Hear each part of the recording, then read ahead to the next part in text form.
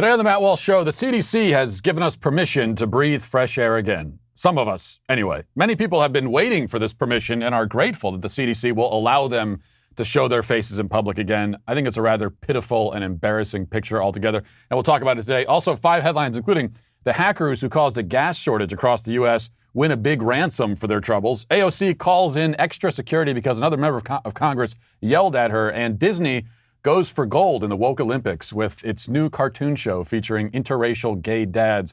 And finally, in our Daily Cancellation, we'll discuss the American Idol contestant who was forced off the show for something he posted on the internet when he was 12 years old. 12. And he's canceled for that.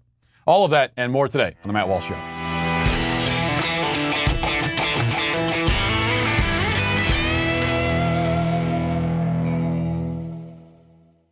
Now checking in with our friends over at Rock Auto. You know, I hate to say that I've had so many occasions to use Rock Auto recently because we have had a lot of car trouble. But the good thing is if you do have car trouble, which nobody wants to have, rockauto.com is going to make it a lot easier for you because you don't have to go to the auto parts store, deal with all that. And you know, when you go to rockauto.com, it's extremely easy to navigate. You can find everything you're looking for, and you know that whatever you find, it's going to be the best price available. If you find it there, then you probably will find what you're looking for because the selection is great. You know that that's the best price you're going to find. RockAuto.com is also a family business. They've been serving auto parts customers online for 20 years. Go to RockAuto.com to shop for auto and body parts from hundreds of manufacturers. The RockAuto.com catalog, again, is unique and very easy to get through. You don't have to be, I'm not an expert myself or anything close to it, but you don't have to be in order to get through and find what you're looking for. You can quickly see all the parts available for your car, truck. So again, go to rockauto.com right now, see all the parts available. And as always, write Walsh in there. How did you hear about us box so they know that we sent you. This has been a tough week for those of us who have a weak stomach. Mayor Bill de Blasio really tested our intestinal resolve when he unveiled New York's ingenious new plan to incentivize vaccinations in the city. As the mayor explained, while munching like a disgusting cow, anyone who gets vaccinated will be eligible for free French fries and a hamburger from Shake Shack. Or, you could just pay the $6 and buy it yourself. Anyway, here is Bill de Blasio making his pitch with a mouthful of half-chewed food. Free fries when you get vaccinated? I got vaccinated. You're saying I could get this? These delicious fries? Wait a minute. But there's also a burger element to this? Let me check with Bill Neathart. Is it too early in the day to eat a burger? No. This could be breakfast? Okay. I want you to look at this and think about, again, some people love hamburgers, some don't. Really want to respect all ways of life. But if this is appealing to you, just think of this when you think of vaccination. Vaccination. I'm getting a very good feeling about vaccination right this moment. By the way, what was the guy who he was talking to? What was his name? Bill Meattard? Was that his name? I didn't really hear it, but anyway, that's horrifying. It's a rare talent to make French fries seem unappealing, but de Blasio's pulled it off. Speaking of which, what kind of person picks up a French fry, takes 3 bites of it, then puts the remainder of the fry back down and moves on to the hamburger? Did you see him do that? Who does that? He didn't even finish the one French fry he was holding. Takes 2 bites and puts it down, picks up the hamburger, returns to the French fry. The man eats like some sort of Martian body snatcher who's never consumed earthly food before. So no surprise there, I suppose. More to the point, this strategy for pushing vaccinations is incredibly insulting, as well as nauseating. Do they really think that a person hesitant about getting vaccinated for whatever reason is going to be swayed by the promise of a fast food coupon? The assumption is that an unvaccinated person must necessarily have frivolous and stupid reasons for their choice, and therefore a frivolous and stupid incentive might push them in the other direction. The whole thing is demeaning and infantilizing. With that said, we have to admit that some members of the public are quite happy to be demeaned and infantilized. That's one of the many disturbing lessons of the last year. It was in evidence again yesterday when the CDC, around the time that Bill de Blasio was making us all vomit, made the announcement that we've all been waiting for. CDC Director Rochelle Walensky, who just a few days ago was seen testifying to Congress that it's not safe for kids to go to summer camp, she's now decided that vaccinated Americans can take off their mask. Here she is making the announcement. Considering all of these factors, the data on vaccine effectiveness, the science on their ability to protect against circulating variants, and our growing understanding of the low risk of transmission to others, combined with universal access to vaccines for those 12 and older, today, CDC is updating our guidance for fully vaccinated people. Anyone who is fully vaccinated can participate in indoor and outdoor activities, large or small, without wearing a mask or physical distancing. If you are fully vaccinated, you can start doing the things that you had stopped doing because of the pandemic.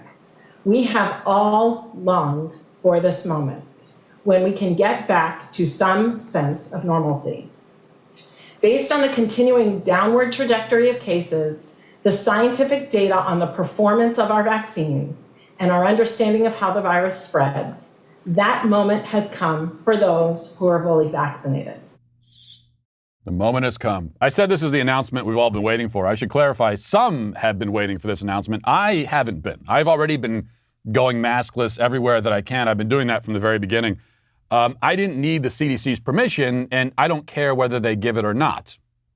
Still, this announcement raises some questions like, why now? Is it safer to go maskless today than it was yesterday or last week or a month ago? The CDC issued guidance in the form of a handy chart not but a week or two ago, and in that chart, they called for everyone vaccinated or not, to wear masks everywhere indoors. Then a short time later, they dramatically changed course, announcing that the vaccinateds can take their masks off inside. Did the science change in the course of 14 days? Does the CDC have scientific data today that it didn't have 2 weeks ago? These are all rhetorical questions. Of course, I can answer them. No, there is no new scientific data. No, the science did not change. No, there's no science-based reason why the CDC made this announcement today and not earlier. This is part arbitrary, part theater, part politics. All manipulation. And it only underscores why you're better off reading the science for yourself and using your common sense. As always here, the public health officials are belatedly confirming what common sense told us all along. Indeed, they're confirming the common sense determinations that they condemned us for making as recently as 2 days ago. Common sense and science all told us from the beginning that there's no good reason to have everyone of all ages wearing masks everywhere all the time, indoors and outdoors. And yet, if we operated according to that common sense, we were castigated. Because common sense didn't count unless the CDC said so. That has been the most disgusting thing to witness over the last 24 hours since the CDC's announcement. Even more disgusting than Bill de Blasio gnawing on his lunch like a damned warthog. The most disgusting thing has been all of the people tearfully thanking the CDC for giving them the permission to take their masks off. And there's been a lot of that kind of thing on cable news especially. Here's a CNN host on the verge of tears, so overcome with gratitude for the liberties she has now been granted by our CDC masters. I just want to take a moment to mark this minute, because I found myself welling up when Dr. Walensky was talking and she said we have an exciting announcement, and I still find myself welling up even right now because, you and I talked every morning, during the past year about how many more Americans were going to die, what was going to happen? Were we going to make it to the vaccines? Were we all going to survive? What was going to happen? And, 580,000 Americans didn't make it to this day. This day that they say that we can throw these away, that we've all been clinging to. And here we are. I mean, we just didn't know when this day would come, but it feels a little bit like it's over today, doesn't it? You're getting me emotional too, Allison. I mean, gosh, I got goosebumps as you're talking. I mean, it's a really important day. The masks we've all been clinging to. I mean, speak for yourself, Allison. They really think this is how out of touch these people are. And they wonder why they have trouble connecting with most Americans. She really thinks that we've all been clinging desperately to our masks. No, I haven't been. I would throw my mask away in celebration or burn it or something, but I don't even know where it is. That's how much I've been clinging to it. But if that wasn't quite sickening enough, Rachel Maddow over on MSNBC says that now, with the CDC's permission, she will have to rewire her brain and figure out how to be around other barefaced people without having a panic attack. Let's listen. Everybody had very personal feelings about it, and I realized I did too, and all these questions. Part of it is that I feel like I'm going to have to rewire myself so that when I see somebody out in the world who's not wearing a mask, I don't instantly think you are a threat, or you are selfish, or you are a COVID denier, and you definitely haven't been vaccinated. I mean, we're going to have to rewire the way that we look at each other. President Biden spoke to that a little bit today, asking for people to, President Biden actually and Dr. Fauci both spoke to that today, asking for people to essentially be patient, be compassionate, give people respect for whatever they decide on this front, because with this changing guidance, we're going to now have changing norms, and we got to give each other space to have feelings about that as we go through what's going to be a big change that's going to create a lot of visceral reaction in a lot of us just in our day-to-day lives. It's a big day, big change. So that was all a really long way of saying I'm mentally ill. You could really summarize it there, Rachel. Just say I'm mentally ill, which, yes, we know you are. But there's been a lot of this kind of sentiment expressed. People have waited for the CDC to give them permission to breathe fresh air. They literally needed permission to breathe. The reason given for this obsequious, submissive demeanor is that they're, following the science. And that's why they're waiting for the CDC, because I'm following the science. Well, the CDC is not the science. The National Institute of Health is not the science. The World Health Organization is not the science. These are institutions comprised of people, and the people are oftentimes self-interested and highly political.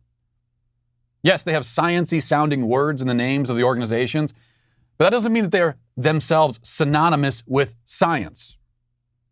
If you have trouble understanding this point, just think about this. What if I justified a decision made by a court of law by saying, hey, it's the justice system. What, do you disagree with justice? I mean, if you disagree with something the justice system does, you must have a problem with justice. Yes, it's the justice system, as in it's a system that's supposed to enact justice, but the system is made up of people, and those people can be wrong and often are. To act as though the justice system is synonymous with justice itself is, as a concept, is to engage in the most debased form of brainless bootlicking imaginable. It would sound insane for me to make that argument, and it sounds just as insane when it comes to science and the CDC. Of course, all that established, the people who are celebrating today and popping the champagne because their CDC overlords are allowing them to show their face in public again are certainly pitiful and embarrassing and a disgrace to our country, but they're not nearly as bad as the countless others who are jealously clinging to their masks, still refusing to take them off because they've become psychologically and emotionally dependent on them. Altogether, it's clear that the pandemic and the government's response to it and the media's fear-mongering over it have all been simply too much to bear for many Americans who already lacked a moral and intellectual foundation, and who had lived distracted and superficial lives and had never even considered the issue of their own mortality until this past year. All of these factors together have ruined many of these people, possibly permanently. They'll never be able to breathe fresh air again without it causing anxiety. Or else they become conditioned like Pavlov's dogs to follow the orders and edicts of anyone with health official in their title. Perhaps some will return to normal lives, but they'll be ready to abandon those lives again whenever the next crisis emerges, whether real or imagined. But those of us who have operated by common sense, who kept living our lives, who used our critical thinking capacities and made our own decisions as adults and Americans, and didn't wait for anyone's permission to exercise our basic liberties, we at least come out of this with our minds sharp and our dignity intact. And maybe we could take some solace in that. Now let's get to our 5 headlines.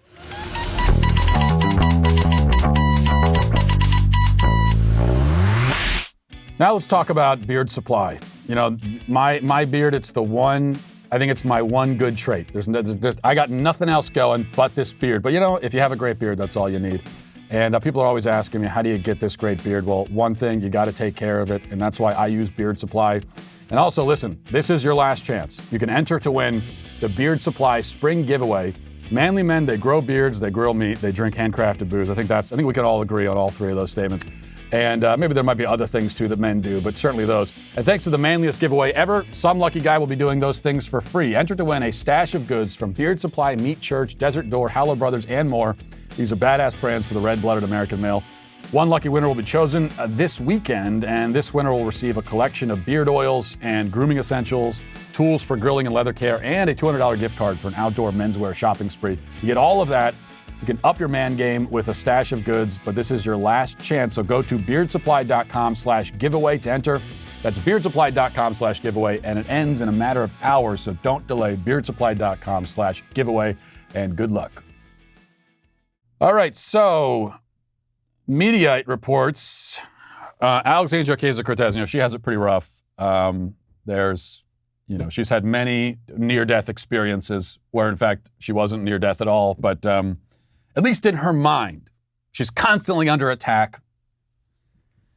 And here's another such case. Mediaite reports Representative Alexandria Ocasio-Cortez has reportedly sought increased security after Representative Marjorie Taylor Greene aggressively confronted her in the Capitol building Wednesday, accusing her of supporting terrorists and Antifa. According to a new report from the Washington Post, Taylor Greene began shouting at Ocasio-Cortez as she left the House chamber. And we have only the report of this. I wish we had a video. That'd be great. That'd be fun to watch. But there's no video as far as I know. So this is the report. It says, 2 Washington Post reporters witnessed Ocasio-Cortez exit the House chamber late Wednesday afternoon ahead of Greene, who shouted, "Hey, Alexandria," twice in an effort to get her attention. When Ocasio-Cortez did not stop walking, Greene picked up her pace and began shouting at her and asking why she supports Antifa, a loosely knit group of far-left activists, and Black Lives Matter, falsely labeling them terrorist groups. This is the Washington Post framing, by the way, with the falsely labeled, because in reality, that is a correct label. But Greene also shouted that Ocasio-Cortez was failing to defend her radical socialist beliefs by declining to publicly debate the freshman from Georgia. Greene shouted, "You don't care about the American people. Why do you support terrorists and Antifa?" Ocasio-Cortez did not stop to answer Greene, only turning around once and throwing her hands in the air in an exasperated motion. The 2 reporters were not close enough to hear what the New York Congresswoman said, and her office declined to discuss her specific response. And then in a statement, Ocasio-Cortez's spokeswoman, Lauren Hitt, said the following: Representative Greene tried to begin an argument with Congresswoman Ocasio-Cortez, and when Representative Ocasio-Cortez tried to walk away, Congresswoman Greene began screaming and called Representative Ocasio-Cortez a terrorist sympathizer. "We hope leadership and the Sergeant-at-Arms will take real steps to make Congress a safe, civil place for all members and staff, especially as many offices are discussing reopening. One member has already been forced to relocate her office due to Congresswoman Greene's attacks." Yeah, she's just what is she, drop kicking people in the hallway? Doing cartwheels like some kind of ninja? Her attacks. But we got to keep everyone safe. As I said, another near-death experience here for poor Alexandria. Somebody was raising their voice in her presence. Oh God, no. She nearly died. First of all, everything that Marjorie Taylor Greene reportedly said is true, so let's establish that. And so she raised her voice a little bit. Get over it, sweetheart. You'll be fine. You got to call in security for that? Why not? It's a good question, actually. Why are you supporting these organizations? Why won't you denounce Antifa? Pretty good question. And Ocasio-Cortez refuses to answer that question. So, hey, what is it that, I'm trying to remember, what is it that Maxine Waters was urging people to do? What was the word she used? Oh yeah, confrontational. Didn't she say that? Get more confrontational? She said that multiple times. I mean, she told her supporters to get in people's faces, let them know they're not welcome. So at worst, Representative Greene is merely taking Maxine Waters' advice and doing as the Democrats and other Democrats do have encouraged. Of course, I know the difference is that, oh, no. You're not supposed to do that. I was talking to, it's only if you have the correct political views, that's when you're allowed to be confrontational. To the point of even like burning down a building if you want to. Invade a police station, drive everybody out, and burn it to the ground. You can do that. That's confrontation. That's okay as long as you have the correct political views. Now, it sounds like Marjorie Taylor Greene just doesn't accept that double standard, and so she was responding that way, and it's fine. Deal with it. You know, in Congress, they used to be a lot more confrontational than that. They used to hit each other with their canes and pokers from the fireplace. You would have politicians getting into duels and that kind of thing. So this is really not too aggressive as compared to that. All right, next from Yahoo, it says Colonial Pipeline Company paid nearly $5 million to Eastern European hackers on Friday, contradicting reports earlier this week that the company had no intention of paying an extortion fee to help restore the country's largest fuel pipeline. The company paid the hefty ransom in difficult-to-trace cryptocurrency within hours after the attack, underscoring the immense pressure faced by the Georgia-based operator. And so they paid the ransom of $5 million, and now supposedly the pipeline's getting back online. And I think they're saying that it'll take a couple weeks before things maybe get back to normal. You can't really. I mean, you could say that the company here at least refused to negotiate with terrorists because they just give the terrorists everything they wanted. So that's one way of not negotiating. Not negotiating could go one way or another, and they chose their way. But from a business perspective, they're just looking at this like, listen, we can lose $5 million, or we could keep this thing going and lose a lot more than $5 million. Business decision, we're just going to pay the ransom. So for a business decision, from a business standpoint, you can understand it. But I really think it can't be emphasized enough just how disturbing it is that we could have these foreign hackers 6,000, 6,000 miles away, other side of the world, sitting in front of their computers. They press a couple of buttons, and next thing you know, we have a gas shortage in the United States. That's what happened. Hackers pressed some buttons and caused a gas shortage across the United States. And that makes you wonder, what else can they do?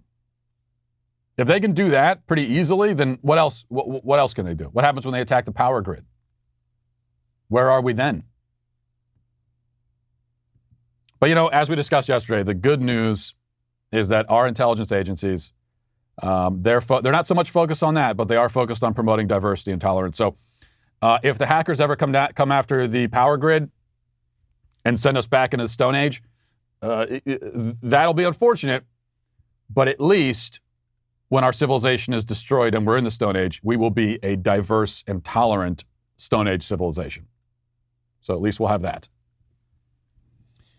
All right, speaking of being diverse and tolerant, from the Daily Wire, it says Disney is revamping The Proud Family, a 20-year-old cartoon sitcom about an African-American family, and will be featuring a cast that includes 2 interracial gay dads whose adopted daughter is a teenage racial activist.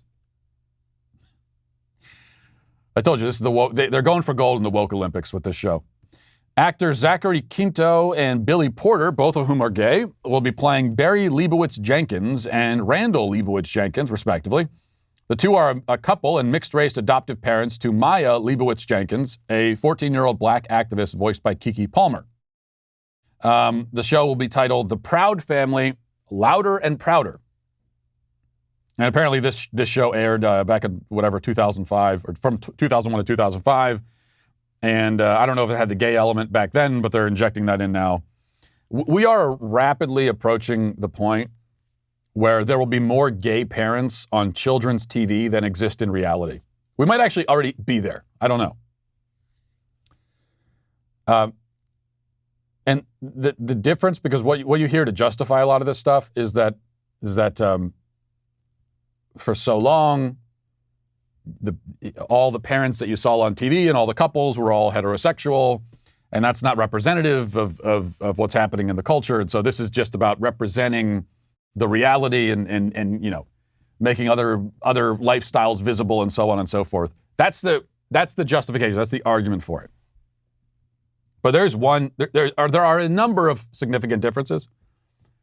I'll just point to one, that for so long, when you had, say, just a cartoon and you had a mom and a dad and a kid in the cartoon or a sitcom or whatever, nobody was trying to make a point. There wasn't any political point being made by the fact that you had a mom and a dad and a kid. It's just a family.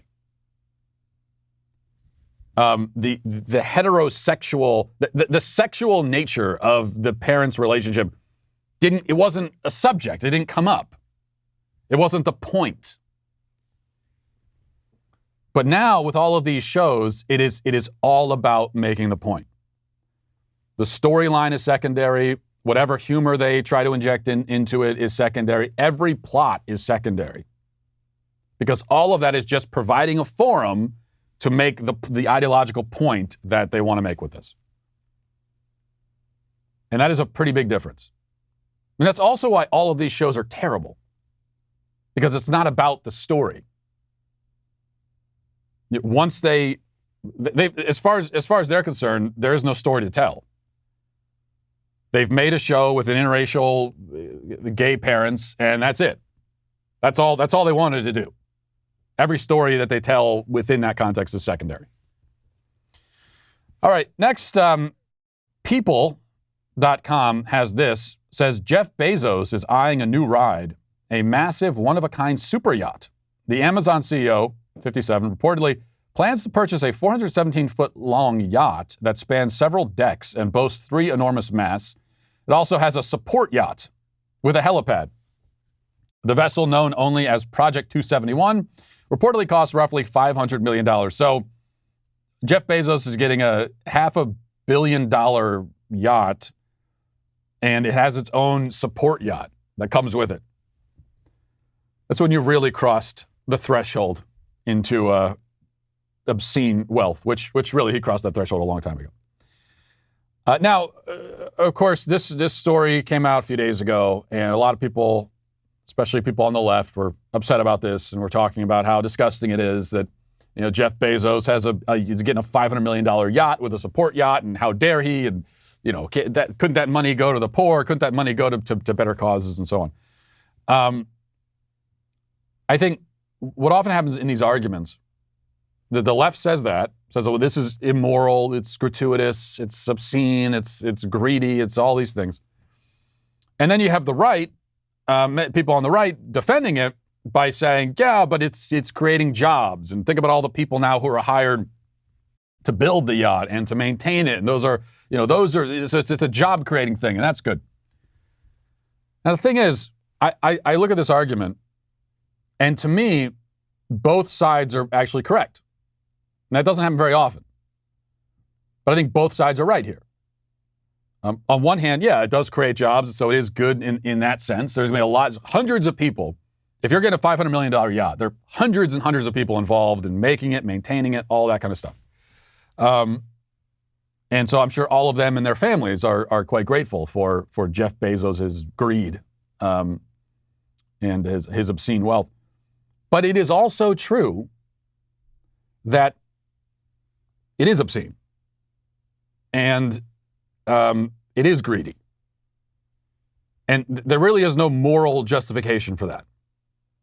If you've got that kind of money to spend, you're spending it on a temple to yourself and to your own vanity. And who could deny that, of course, that money would be better, not because the government takes it, but of his own free will and volition, he should choose to take that money and use it, give it to those who are in need. As Christians, right, we cannot deny that claim at all. We just have to, what would Jesus do? What is Jesus Christ's opinion about this? Does he think that when you got all that money, you should spend it on a yacht for yourself? Or should you give it to the poor? What do we think Jesus says about that? I think we know. There's no doubt about it. And we have to be able to draw this distinction, because that's another thing a lot of people on the right, I think, struggle to draw this distinction. Where anytime you criticize what rich people spend their money on, people on the right get their antennas up because they think you're making a pitch for socialism. And they say, oh, but they have the right to spend it. They might have the right to, but that doesn't make it right to. Okay, there's a difference sometimes between what you have a right to do and what is right to do. And you have the right to do a lot of things that aren't actually right to do. And that's the distinction. With all that said, it must also be pointed out that the leftists who are criticizing someone like Jeff Bezos for a $500 million yacht, even though their moral point is correct, that it is vanity and it is greed, and of course he should be using that in more productive ways for those who are in need. It's hard to deny, right? Like, you've got Jeff Bezos in his $500 million yacht. Meanwhile, you've got some people living on $12,000 a year and can barely feed their kids. But the problem is that on the left, you actually don't have the moral standing to make that argument. You don't have the moral framework for it. Because by your philosophy, by your worldview, Jeff Bezos is living his truth as a billionaire. You know? He's living his truth. He's enjoying his life. He's enjoying the luxuries of life. He's living each moment, trying to maximize his pleasure and his own personal enjoyment in each moment. And for most people on the left, for them, that's the whole point of life. There is no other point of life beyond that. There also is no objective morality. Morality is subjective. They're moral relativists. And so this is right for him. It's what he wants to do. You have no basis to criticize it. There's not much of a moral difference between a rich guy spending his money to make himself feel good and building temples to his own vanity. Not a lot of difference between that and a glutton who just gorges on food and gets really fat. We're supposed to celebrate someone like that. Or a woman who goes and sleeps around and gets abortions and kills her kids to escape the consequences. We're supposed to celebrate that woman because she's living her truth, living her life as she sees fit, enjoying her life. Who are we to judge? Jeff Bezos belongs in that category with the gluttons and all of that. It's all in the same category. So in order to criticize him, you have to adopt some kind of objective moral framework where you recognize that people have moral responsibilities and moral duties that go beyond their own whims. And that sometimes a person may really want to do something and it may make them feel good to do it, but they shouldn't do it because there's some moral truth that is above and beyond themselves. There is no way to criticize rich people for buying yachts unless that is your worldview. Unless you accept that truth, which the left doesn't, so they have no room to criticize, unfortunately. All right, let's move to reading the YouTube comments. In fact, actually, one more story here. Oh, this is kind of interesting. This is from DNYUZ.com, whatever that is. It says, just how many friends can one person have? In a 1993 study, Robin Dunbar, a British anthropologist, theorized that humans can have no more than about 150 meaningful relationships, a measure that became known as Dunbar's number. But researchers at Stockholm University published a paper last week calling that number into question, finding that people could have far more friends if they put in the effort. Jonah Lind, an author of the study, said, we can learn thousands of digits of pi and we can engage with lots of people. Then we will become better at having relationships with lots of people. In his original research, Dr. Dunbar studied monkeys and apes and determined that the size of the neocortex, the part of the brain responsible for conscious thought, correlated with the size of groups they lived among. The neocortex in humans is even larger, so he extrapolated that the ideal group size was on average 150. In the new study, Dr. Lind said, he and his team used updated data sets and statistical methods and found that the size of the neocortex does not limit the number of connections people can maintain. Dunbar's number, he said, has been criticized for quite a time. Dr. Lind's team found that no maximum number of friendships could be established with any precision. So the original thought was that you can have no more than 150 friends, and now we're being told that, you can have a lot more than that. I would think that the real number is quite a bit smaller than that.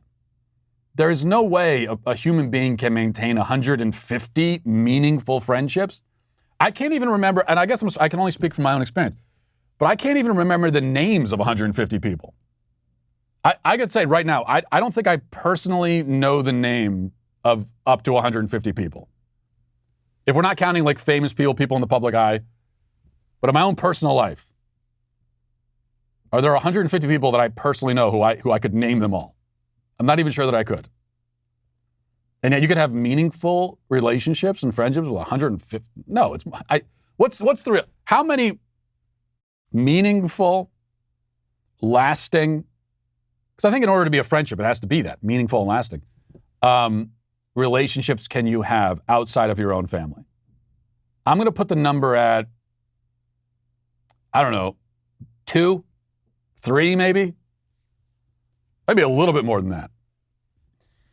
This is another thing we've seen in our culture is this cheapening of the idea of friends.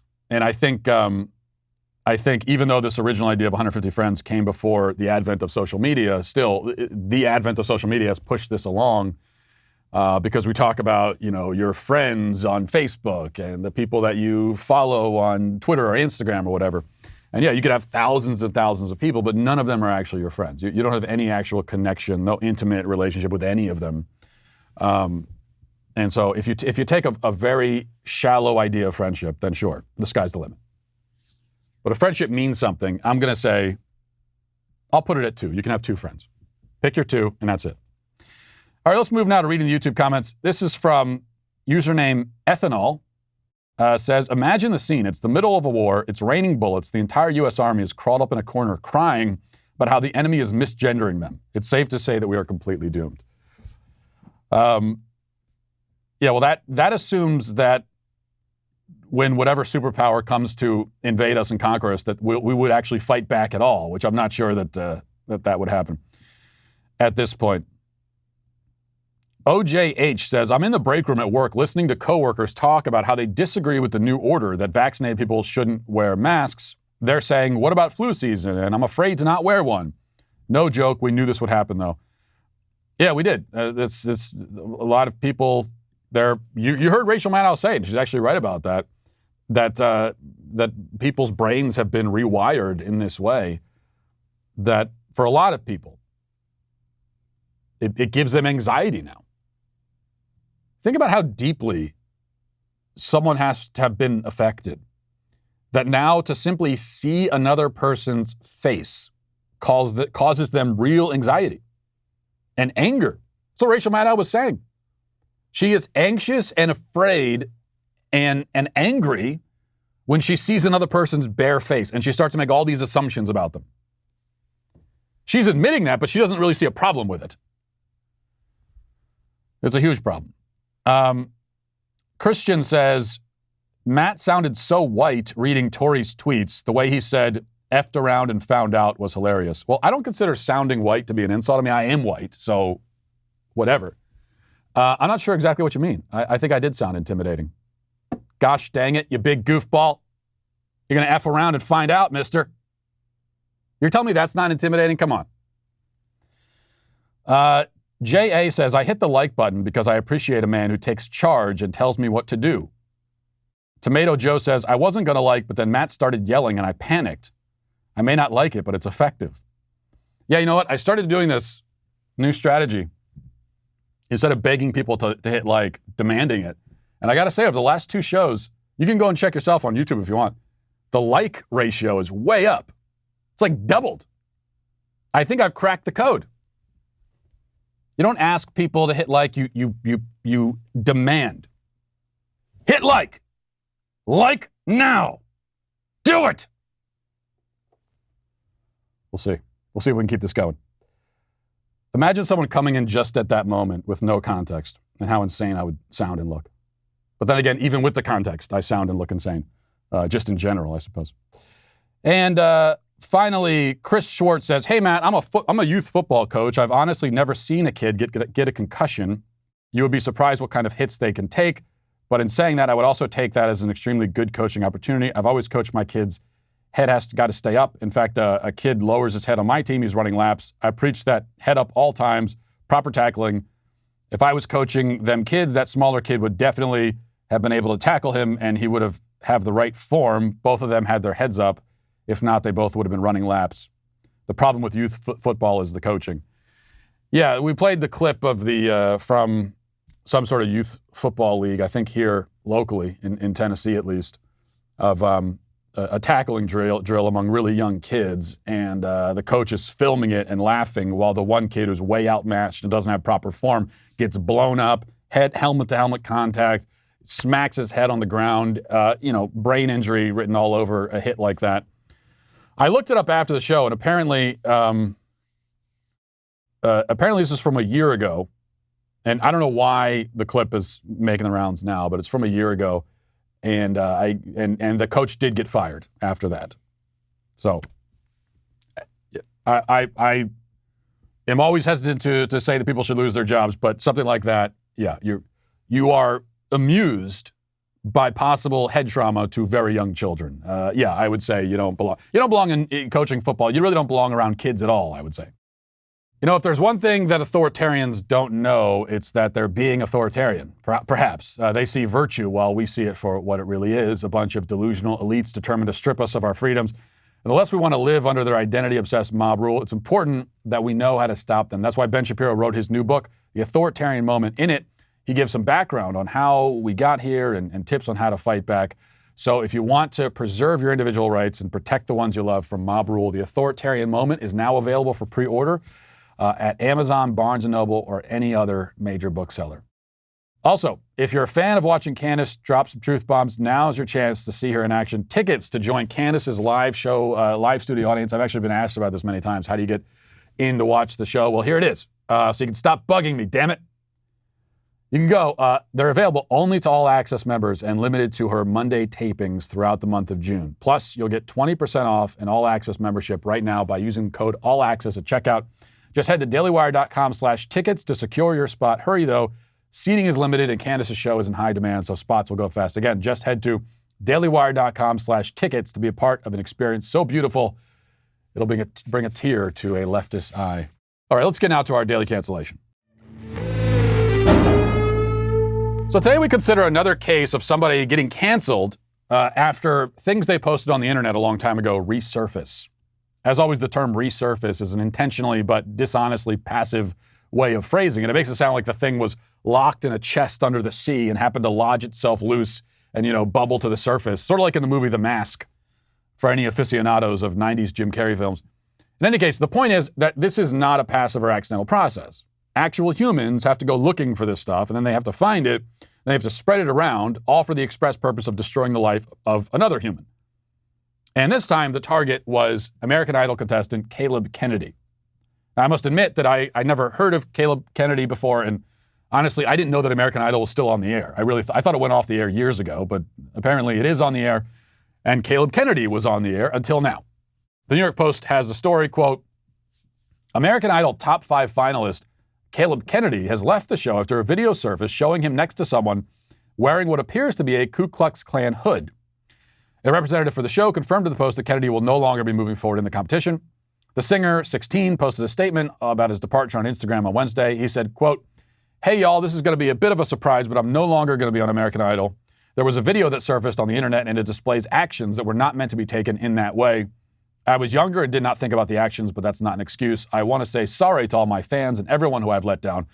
I'll be taking a little time off social media to better myself, but saying that, I know this has hurt and disappointed a lot of people and made less people lose respect for me. I'm so sorry. I pray that I can one day regain your trust in who I am and have your respect. Thank you for supporting me. Now, Kennedy's mother has come out and clarified that the video doesn't depict a Klan hood. Kennedy is with a friend who's wearing a costume inspired by a movie they've both seen. There was a movie called The Strangers Pray at Night. And sure enough, you can go look it up. You'll find, if you do, that the main bad guy wears a white hood and not a Klan hood, just a white, scary hood. And it also came out at around the time that the video was taken. So the story seems to line up. Speaking of which, Caleb Kennedy is currently 16 years old. That movie came out 4 years ago. The video was taken then when he was 12. 12 years old. He had to leave the show because of a video from when he was 12. Think about that for a moment. If there's going to be any controversy stemming from that video, it should really be that his mom shouldn't have let him watch a rated R slasher film at the age of 12. But aside from that, there's nothing here. In fact, let's pretend for a moment that Caleb really was sitting next to a friend who really was joking around and pretending to wear a Klan hood. He wasn't, but what if he was? So? They were 12. I repeat again, 12 years old. It is the height of both absurdity and cruelty to hold someone responsible for a joke they made at the age of 12. Insult to injury in this case is that very clearly the joke had nothing to do with the KKK. Caleb Kennedy had not a thing to apologize for. He hasn't disappointed anyone, let anyone down. He hasn't hurt anyone's feelings. And if he has hurt anyone's feelings, screw them, who cares? Their feelings are irrelevant. I'm glad their feelings are. I hope their feelings are more hurt. It is everyone else who owes him an apology. For doing this to a kid, for putting him in this position. And normally my policy, as you know, is to not defend any canceled person who apologizes. But I make an exception here because even now, the kid is only 16.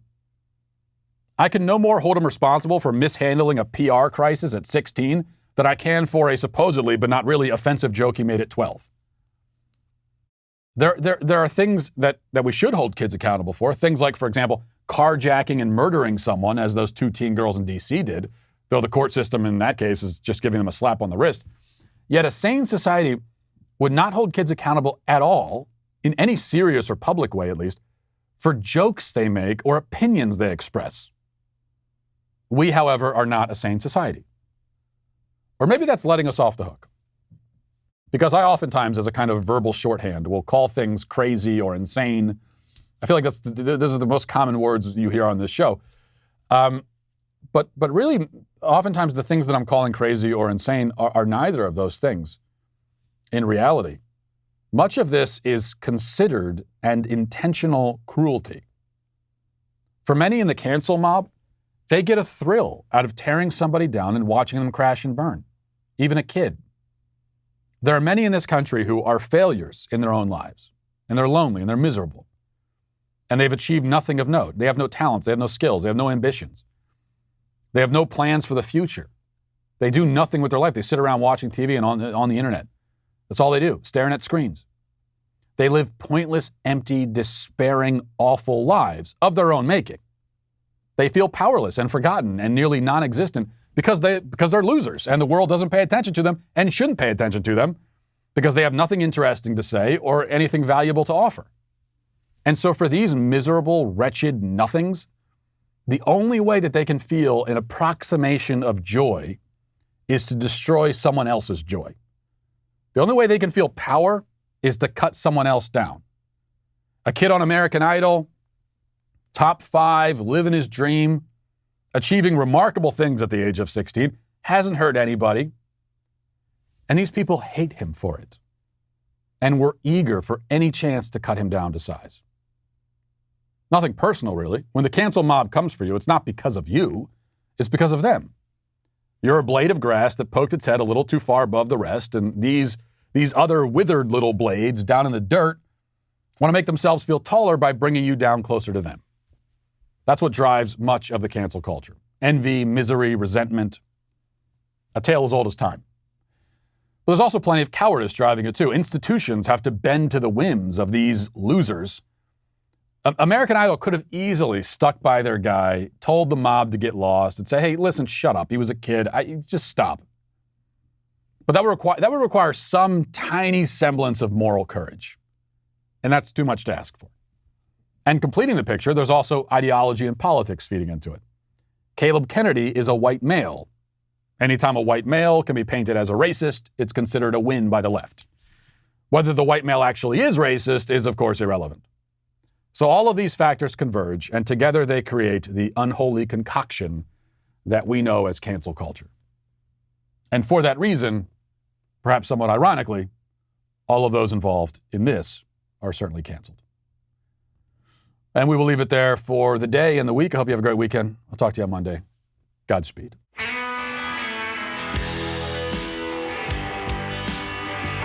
The Matt Walsh Show is produced by Sean Hampton, executive producer Jeremy Boring. Our supervising producers are Mathis Glover and Robert Sterling. Our technical director is Austin Stevens. Production manager Pavel Vodosky. The show is edited by Sasha Tolmachov. Our audio is mixed by Mike Coromina. Hair and makeup is done by Nika Geneva. And our production coordinator is McKenna Waters. The Matt Walsh Show is a Daily Wire production. Copyright Daily Wire 2021. Hey everybody, this is Andrew Klavan, host of The Andrew Klavan Show. You know, some people are depressed because the republic is collapsing, the end of days is approaching, and the moon's turned to blood. But on The Andrew Klavan Show, that's where the fun just gets started. So come on over to The Andrew Klavan Show and laugh your way through the fall of the republic with me, Andrew Klavan.